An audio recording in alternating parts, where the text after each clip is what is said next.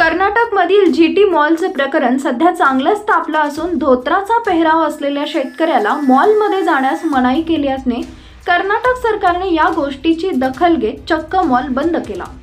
तेव्हा नेमकं प्रकरण काय ते नक्की बघा।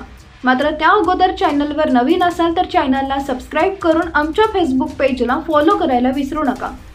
हा कर्नाटकमधील बंगळुरू येथील धक्कादायक प्रकार आहे। यामध्ये भारतीय ग्रामीण पोशाख धोतर असलेल्या व्यक्तीला येथील जीटी मॉलमध्ये प्रवेश नाकारला।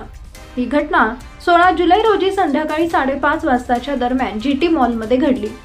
घटना अशी आहे की एक तरुण आपल्या वडिलांसह जीटी मॉलमध्ये पोहोचला।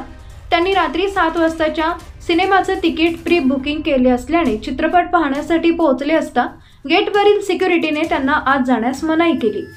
मॉलमध्ये जाण्यास नकार देण्याचं कारणही फार अजब होतं।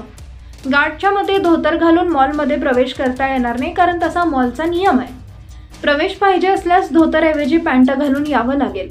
यावरून तरुण आणि सिक्युरिटीमध्ये वाद होऊ लागला, पण वडिलांनी पुढेला गार्डला समजावण्याचा प्रयत्न केला की आम्ही थेट बाहेरून आल्याने कपडे बदलायला वेळ मिळाला नाही, आम्ही फार दुरून आलो, त्यामुळे आम्हाला प्रवेश द्या, नाहीतर आमच्या चित्रपटाची वेळ निघून जाईल। परत त्यांना प्रवेश मिळाला नाही। मॉलचे सुपरवायझरनं ही तेच उत्तर दिलं आणि त्यांना मॉलच्या बाजूला हकललं।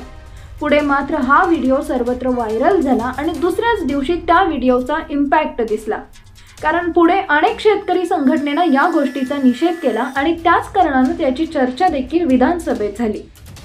कर्नाटक काँग्रेस पक्षाने हा प्रश्न उचलून धरला, कारण भारतीय पोशाख असलेल्या धोत्राचा अपमान झाल्यानं जीटी मॉलच्या मालकावर कडक कारवाईची मागणी देखील केली आणि पुढे दंड म्हणून कर्नाटक सरकारकडून पुढील 7 दिवसांसाठी जीटी मॉलला बंदचं सील देखील लावलं।